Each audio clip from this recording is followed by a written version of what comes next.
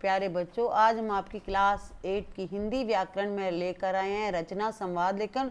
तो ये बच्चों आपका एग्जाम में एक बड़ा क्वेश्चन आता है, 8 to 10 मार्क्स का ये आपका क्वेश्चन होता है। तो आपको अगर संवाद बनाना आ गया तो आप इजीली कर सकते हैं, आपको कोई भी टॉपिक दे दिया जाए तो सबसे पहले हम ये देखें कि संवाद होता क्या है। जब हम किसी से की गई मौखिक बात यानी बोलने वाली बातचीत को लिख देते हैं तो उसे संवाद लेखन कहते हैं।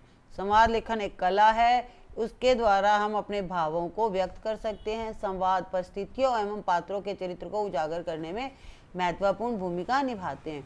इस विद्या में अभ्यास नितांत आवश्यक है, आपको प्रैक्टिस करनी पड़ेगी। संवाद लेखन में निम्नलिखित बातों का विशेष ध्यान देना चाहिए। तो सबसे पहले आपको क्या करना है, संवादों की जो भाषा है वो सरल और आम बोलचाल, जैसे हम नेचुरल बात करते हैं किसी से, वो भाषा यूज करनी चाहिए। संवाद छोटे, रोचक और चुटीले होने चाहिए। संवाद पात्रों की अवस्था, संबंध और परिस्थितियों के अनुकूल होने चाहिए। जो टॉपिक हमें दिया जाता है संवाद उसी टॉपिक के अनुसार होना चाहिए। तो हम कुछ संवादों की यहाँ पर अभ्यास कर रहे हैं, कुछ संवादों का। तो आप इस तरह से आपको सीखना है कि जब हम किसी से बात करते हैं तो उस बात को हम लिखते कैसे हैं। बोलना तो हमें आता है कि हम किसी से भी बात कर सकते हैं, लेकिन उसको लिखना किस तरह से है वो आपको यहाँ लिखना है। तो इसका एक तरीका होता है। तो देखिए बच्चों, पहला जो हमारा संवाद है वो है छात्र व प्राचार्य के मध्य संवाद, यानी स्टूडेंट और प्रिंसिपल के मध्य में जो संवाद हो रहा है, दोनों में बातचीत हो रही है। तो छात्र यहाँ पर कहते हैं, तो यहाँ पर छात्र और प्राचार्य में संवाद हो रहा है, तो आपको दोनों तरफ लिखना पड़ेगा।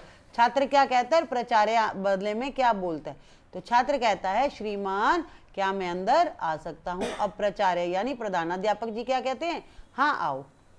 ये आपको तरीका है जो सीखना है, टॉपिक आपको कोई भी मिल सकता है। तो छात्र कहता है, क्लास में प्रवेश, ऑफिस में प्रवेश करते हुए मैं आपके विद्यालय में प्रवेश लेना चाहता हूँ। अब प्राचार्य आगे क्या कहते हैं, पहला विद्यालय क्यों छोड़ना चाहते हो, जिस स्कूल में आप पढ़ते हो वहाँ वो क्यों छोड़ना चाहते हो। तो छात्र बोलता है, पिताजी का यहाँ तबादला हो गया है और आपका विद्यालय हमारे घर के पास है, इसलिए मैं यहाँ पर एडमिशन लेना चाहता हूँ। अब प्राचार्य कहते हैं, वहाँ कौन सी कक्षा में पढ़ रहे थे। तो छात्र बोलता है, 8वीं कक्षा में श्रीमान, यह है मेरा प्रगति पत्र और विद्यालय छोड़ने का टीसी। तो जब आप न्यू स्कूल में एडमिशन लेते हैं तो आपको टीसी अपनी जमा करवानी पड़ती है, लास्ट स्कूल सी। तो अब प्राचार्य जी कहते हैं आगे, प्रगति पत्र और टीसी को देखकर, यह लो प्रवेश आवेदन पत्र, तो फार्म भरना पड़ता है, इसे भरकर पिताजी के हस्ताक्षर करवाकर मेरे पास ले आना। अब छात्र कहते हैं, प्रवेश आवेदन पत्र लेकर धन्यवाद श्रीमान। तो ये बच्चों हमारा एक जो संवाद था छात्र और प्राचार्य के बीच में। आपको टॉपिक दिया जाएगा कि आप अपने प्राचार्य से, प्रधानाध्यापक जी से क्या बात करेंगे।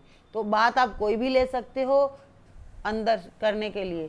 तो आपको सिर्फ छात्र और प्राचार्य के बीच में ये संवाद दिखाना है, दोनों में आपस में क्या बातचीत हो रही है। अब हम आपको एक और टॉपिक देंगे, फल वाला और ग्राहक क्या बात करते हैं। अब आप जाते हो, पापा के साथ जाते हो या मम्मी के साथ सब्जी लेने जाते हो, फ्रूट लेने जाते हो, तो अब वो किस तरह से बातचीत करते हैं, वो बातचीत को हमें लिखना है। यहाँ पर आएगा सबसे पहले फल वाला। फल वाला कहता है, आइए बाबूजी आपके मतलब के सेब हैं।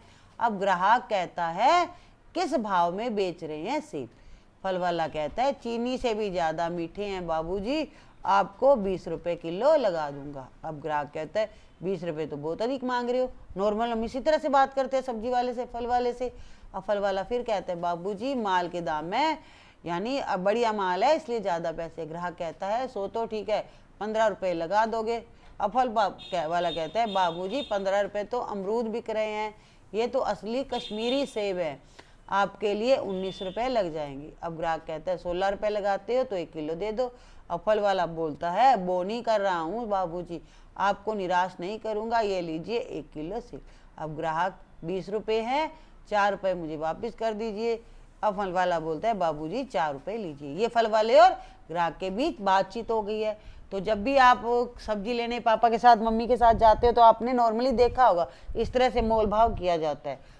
अब आपको एक थर्ड संवाद और बताएंगे कि विद्यालय के मैदान में खड़े 2 छात्र, विद्यालय में खेल का मैदान है, वहाँ 2 छात्र खड़े हैं, वो आपस में बातचीत कर रहे हैं। अब वो क्या बातचीत कर रहे हैं वो आप अपने आप सोच के लिखनी है, आपको अपने दिमाग से ये बात लिखनी है संवाद में।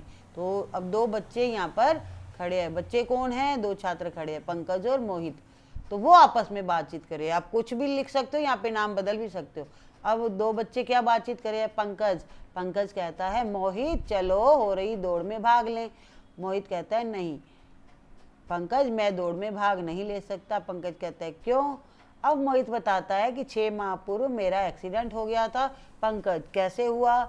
मोहित कहता है उस समय मैं साइकिल से विद्यालय आ रहा था, तभी एक मोटरसाइकिल वाले ने पीछे से टक्कर मार दी। पंकज फिर कहता है फिर क्या हुआ था। अब देखो 2 जनों में बातचीत हो रही है, तो यहाँ नाम भी हम 2 जनों का ही ले रहे हैं। पंकज कहता है फिर क्या हुआ। मोहित बोला मैं सड़क पर गिर गया और मेरी बाई टांग में गहरी चोट लगी, बहते खून को देखकर मैं बेहोश हो गया। पंकज कहता है तब क्या हुआ। मोहित बताता है कि एकत्र भीड़ में से कुछ लोग मुझे पास के अस्पताल में ले गए, मेरी हालत देखकर मुझे अस्पताल में भर्ती करके उपचार किया गया। पंकज कहता है फिर आपको अस्पताल से छुट्टी कब मिली। मोहित बताता है 5वें दिन मुझे अस्पताल से ये कहते हुए छुट्टी मिली कि आपकी टांग की हड्डी में थोड़ी दरार आ गई है, सावधानी रखना, जब से मैं दौड़ता भागता नहीं हूँ। अब पंकज फिर कहता है यह तुम ठीक ही करते हो, तुम्हारे लिए सावधानी रखना अति आवश्यक है, चलो दौड़ को खड़े होकर ही देख लेते हैं। मोहित कहते हैं हाँ चलो, दौड़ना स्वास्थ्य के लिए अच्छा है। तो ये जो संवाद लिखने आपको कम से कम 10 लाइनों में, 8-10 लाइनों में कंप्लीट करना है। तो आप अंदर बातचीत चेंज भी कर सकते हो कि नॉर्मली आप अपने दोस्त से क्या बातें करते हो, लेकिन जो भाषा होगी वो आपकी सभ्य होनी चाहिए, शिष्ट भाषा होनी चाहिए। तो आज हम आपको ये 3 संवाद करवा रहे हैं। नेक्स्ट वीडियो में हम आपको और संवाद करवाएंगे। तब तक आप वीडियो को लाइक और शेयर कीजिए और सब्सक्राइब कीजिए चैनल को, ताकि जैसे ही हमारा नेक्स्ट संवाद आए आपको फटाफट मिल जाए। धन्यवाद।